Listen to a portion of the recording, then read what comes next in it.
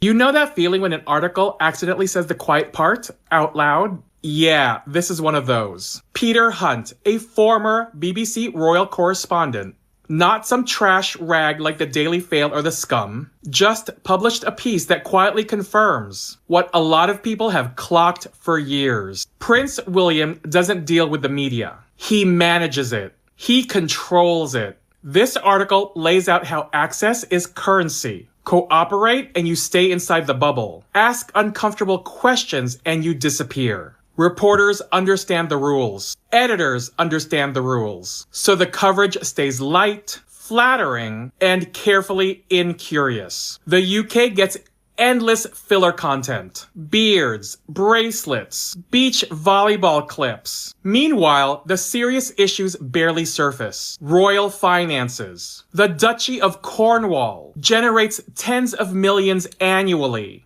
Public money, property deals, all of it treated like it's swept under the rug. The piece also highlights how this protection bleeds into the Harry narrative. William gets framed as restrained and wounded. Harry gets positioned as disruptive and at fault. The Waleses are glorified, while the Sussexes are villainized. Anonymous sources do the talking, context goes missing, accountability never shows up, and then the article becomes a character exposure. William comes off as controlling, calculating, and deeply invested in self-preservation. He appears to be willing to manipulate access, suppress scrutiny, and allow misleading narratives to circulate if it protects his image. This reads as someone who values power and insulation over honesty. This is entitlement operating under the cover of tradition. The bigger problem is structural. This is an unelected future monarch moving closer to the throne without meaningful examination. When the media treats power like a lifestyle brand, the public loses the ability to ask real questions. The article doesn't dramatize any of this. It doesn't need to. It just documents the pattern and leaves it sitting there. And that should make everyone uncomfortable. UK, you're in trouble, girl. And welcome back, squatties. Today, we're unpacking a moment that says far more than the establishment ever intended. Notorious JTB recently highlighted comments from a former BBC royal correspondent who finally said the quiet part out loud. Access controls the coverage. Once journalists are granted that access, real scrutiny disappears. That single admission exposes the entire game. This is how royal reporting in the UK truly works. Not through fearless journalism, but through carefully managed relationships where asking the wrong questions gets you frozen out. And yet, even with all that filtering and narrative control, those of us with common sense can still see straight through the nonsense. Let's be clear. William is very much his father's son. He has inherited not just the title, but the same obsession with image management, the same intolerance for criticism, and the same willingness to weaponize the media against anyone who threatens his carefully curated brand. William is that brother no one wants to have, the one who smiles in public while quietly briefing against you behind the scenes. No matter how hard palace aides and friendly editors work to present him as serious, statesmanlike, or hard-working, it hasn't made him more relevant, more charismatic, or more genuinely loved. You cannot manufacture public affection through press releases and staged photo ops. William's intense effort to control the UK media narrative is obvious, and it's failing. People see through the fluff, the empty headlines, and the performative engagements endlessly recycled to suggest importance. The British mainstream media now acts less like a watchdog and more like a PR arm, protecting William at all costs. When coverage doesn't land exactly the way the palace wants, stories are softened, rewritten, delayed, or erased entirely. Journalists self-censor because they know access is currency, and William holds the purse strings. So ask yourself the question everyone already knows the answer to. Where do you think all the negative press about Harry comes from? It didn't appear out of thin air. It's systematic. It's strategic. and it's sustained. The same tabloids and royal commentators who refused to do genuine deep dives into William and Kate's lives somehow have endless time and energy to berate Harry and Meghan. Every single day, it's the same recycled talking points, the same bad faith narratives, the same obsession disguised as concern or analysis. Meanwhile, royal chat shows never interrogate William's temper, his judgment, his work ethic, or his role in family breakdowns. That silence is not accidental. It is protection. This is why the monarchy feels increasingly hollow. It survives not on merit or transparency, but on media manipulation and hierarchy. The heir is shielded, the spare is sacrificed, and the public is expected to swallow whatever storyline they're handed. But people are no longer as gullible as the palace thinks. Social media, independent commentary, and global audiences have cracked the illusion.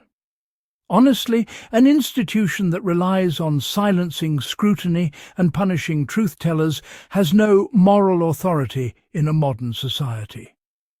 And for those who notice patterns, whether through power dynamics, personality traits, or even astrology, it's hard to ignore the similarities that keep repeating. The duality, the defensiveness, the obsession with control. Different settings, same behavior. The difference is that one figure is elected and openly challenged, while the other is cocooned by an uncritical press. The bottom line is this: the illusion is cracked. The curtain has been pulled back. No amount of media spin can make us unsee what so many now clearly recognize. We're watching, we're questioning, and we're not buying the narrative anymore. A former BBC royal correspondent recently exposed what many have long suspected: institutional access functions as the ultimate gatekeeper of royal coverage, effectively neutralizing genuine scrutiny.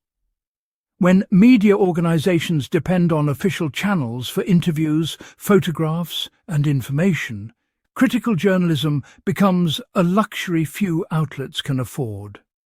The public is left with carefully curated narratives instead of comprehensive reporting. This machinery of control operates subtly but systematically. Stories are softened before publication, critical angles are abandoned, and inconvenient truths simply vanish from mainstream platforms.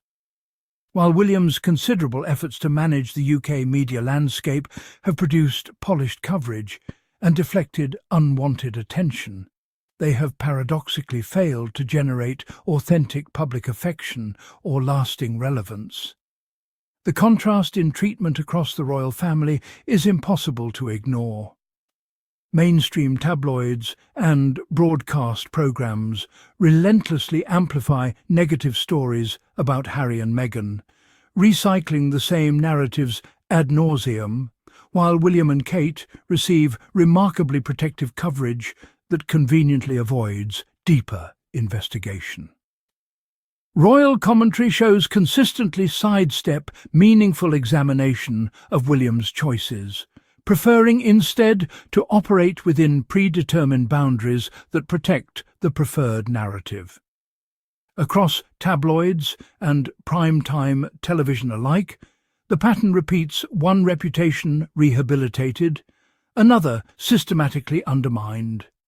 This asymmetry reveals how completely media access determines whose story gets told and whose gets buried. Despite relentless efforts to curate and polish every royal narrative, audiences with even minimal critical thinking see straight through the facade. What once passed as subjective reporting now stands exposed as deliberate narrative management. When certain individuals receive endless soft-focus coverage while others face daily character assassination, the bias becomes impossible to deny and increasingly impossible to defend. No amount of favourable coverage can manufacture genuine public affection.